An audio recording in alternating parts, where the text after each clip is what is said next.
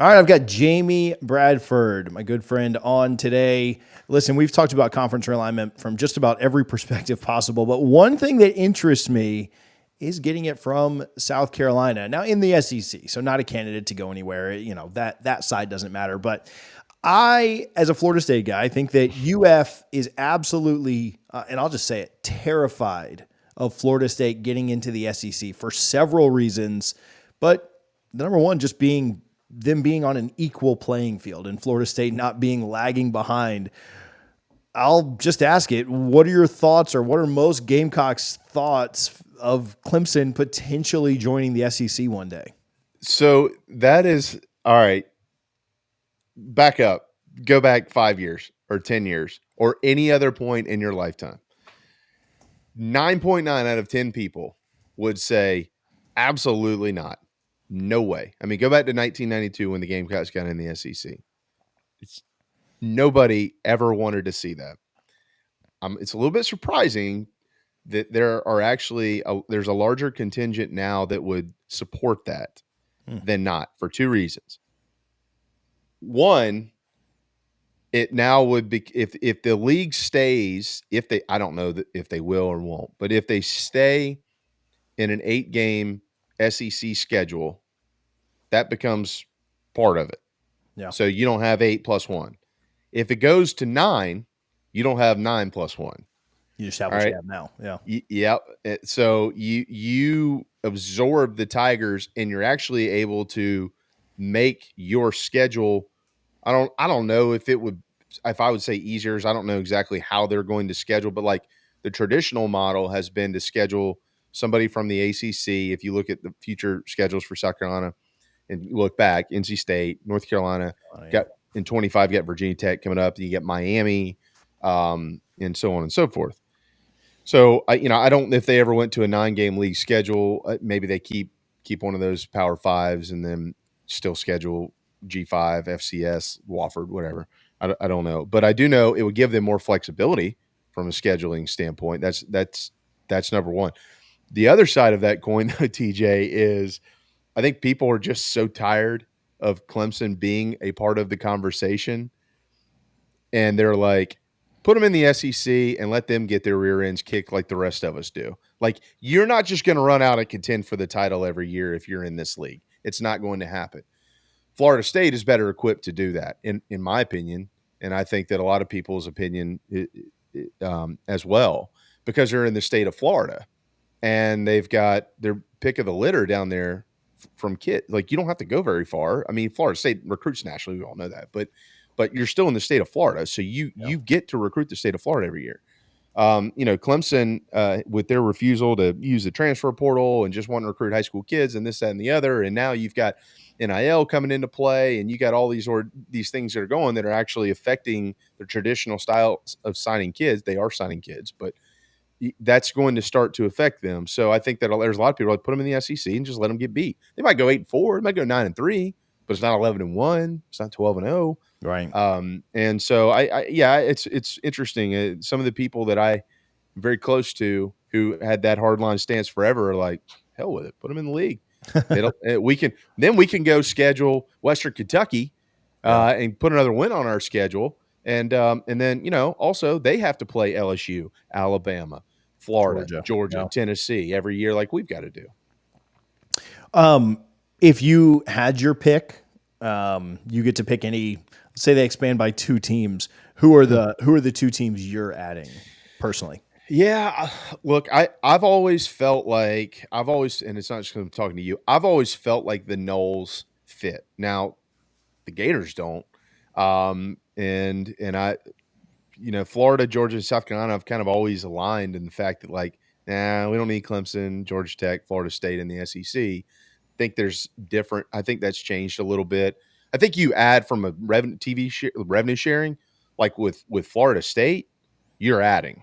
Like, you're not adding with Georgia Tech, and I don't mean this disrespectfully to Clemson fans, although they're a rival of the Gamecocks. I don't mean it disrespectfully. They're not adding a ton either. But you know who would? North Carolina. Yeah. You add that brand, man. I mean, it might be wine and cheese country, but you add that brand and it's going to be tremendous. And I'll tell you another one that's a little bit off the grid, but they just got all kinds of. According to the data, it's there is Virginia, and the Yeah. SEC has traditionally liked adding the state institution. The Yeah. state institution is a big deal to them if they can get them. So, but personally, like that's the revenue side. I want West Virginia because I want to take road trips to go up to West Virginia. I just feel like that would be fun to go to Morgantown, and so I would be kind of all for that. And I've always kind of I'll say Florida State again because I've just always been so intrigued by that brand. Uh, for I'm a baseball football guy first and foremost. I love basketball, but Florida State baseball and Florida State football are icons.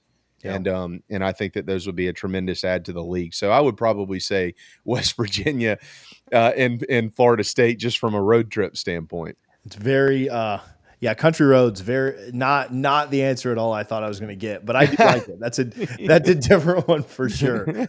Yeah, no, I agree. And I think a lot of that boils down to like, well, there's and I still think Florida like very much like is, I think certain programs in the conference and maybe South Carolina like not being in as long as some of the other programs. Maybe this is the reason for this, or maybe they don't. Maybe you can correct me on this.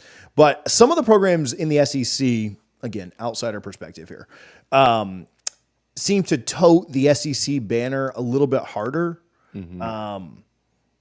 And like when when a team stinks, like when Tennessee stinks, I don't really see them like toting the SEC banner.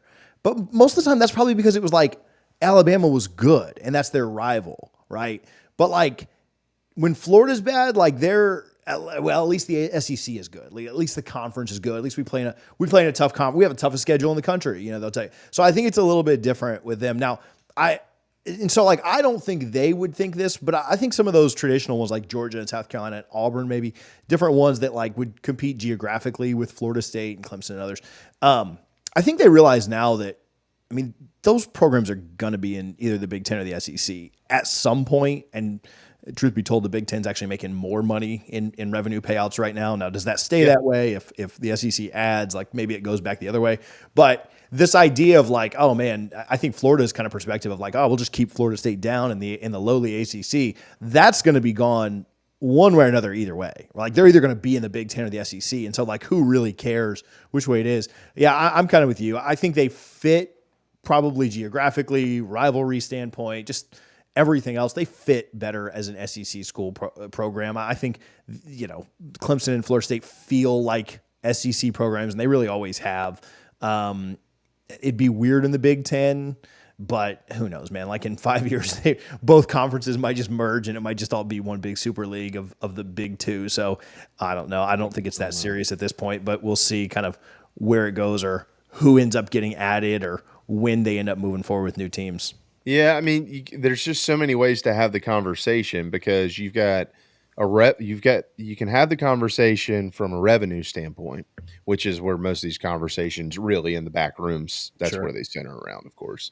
And then you have it from a fandom standpoint, and then you can have it from an on-field success rate standpoint in all the different sports. And so I think when you put all those things together, like, okay, who has a great fan base that fits the mold of the like there's one well I mean Vandy doesn't fit the mold of the SEC because of the fan side of things and the success side of things, and they do from a financial standpoint internally. And really, to be honest with you, neither does Missouri. Like, if if you took every fan base in the league and said you get to vote one out, I'm going to tell you right now, all 15 fan bases are voting for Missouri to not be in the Southeastern Conference. Nobody likes them. Nobody wants them around. They don't show up when they're not winning. Like they've had a nice little run in football. Their basketball program stinks. Their baseball program stinks. Going up there is an impossible trip. Yeah, terrible. Like it's a terrible trip. It just doesn't. And I'll tell you too, internally, like it doesn't have the traditional welcome to my town feel like the SEC does. Like when you go to Auburn, if you work in the media, like if you're a radio guy or in the broadcast booth or an SID or whatever it is, you go to Auburn, you go to Alabama, you go to Tennessee, come to Columbia, go wherever you go. Hey man, good to see you. It's not like that up there. It's just not. It doesn't fit. So, it's kind of strange, but so there's just so many different ways to have the conversation. But like, if you're having it from a revenue side, Florida State is in that conversation. North Carolina is in that conversation. Duke is going to be in that conversation because of Duke basketball. Yeah. And then you look at all the money that's being paid back right now from the settlement, right? So look at all the money that's being paid back to the from the institutions, about $20 million or so from each institution, back to the players, recovering back to 2016. The ACC has to pay the most money back. And if you happen to look at that and you're like, well, that doesn't make any sense. What the SEC and the Big 10 make all the money. The ACC is stuck in this TV deal till 2036. They're not making any money, and now they're paying the most money back. Why? It's because that's coming out of the revenue sharing from the NCAA basketball tournament. Yeah, that's where all the NCAA money comes from. Right. That's where all their money comes from. They don't make any money, and they're having to pay the most. Yeah. So they're having to give all this money back. They're giving more back than all the other programs, like in the Southeastern Conference and in the Big 10 and yada, yada, yada. And I'm not saying that it's fair, but kind of, because like your basketball league was the best for so long. So fast forward to this conversation that we're having right now, right? So if you talk about revenue, that's where Duke fits in. When you think about Duke's in the NCAA tournament, their ratings go through the roof. You either love them or you hate them. Yep. So, Duke and North Carolina and Florida State, like West Virginia doesn't add that, but they add the fandom side of things. Same thing with Virginia. Like, they add some financial stuff, but like they don't really add this like big, crazy, wild fan base. I mean, right. Virginia football, does that impress you when you see them play? Not me. You get that out of Virginia Tech, but then you don't get the financial end of it, right? So like, there's just so many different things. And I guess if you put all that together, like who takes a piece of all of that and makes the most complete package? I think it's Florida State, and it's probably North Carolina, or Clemson, but Clemson doesn't add the eyeballs that those other teams do. So, I mean, it's not a shot at them. It's just true. Like, it just is what it is. Yeah. So, but then they add a good program. Like, they're bringing good athletics to the table. So I don't know. I'm with you. I think at some point, I'll be honest. I think at some point in time, I don't know how the hell it's going to get done, TJ, but I think North Carolina and North Carolina State, or North Carolina and Duke, Florida State and Clemson, I think 4 of those 5 teams are going to be in the Southeastern Conference. Yeah. I just think that's what it's coming to. It might be all of them, and then you bring Virginia in or something like that as well. I mean, I just don't see that this is going to – I don't know when that'll be, but it's going to be at some point in time. Jamie, where can people follow you? Where can they find more of your work?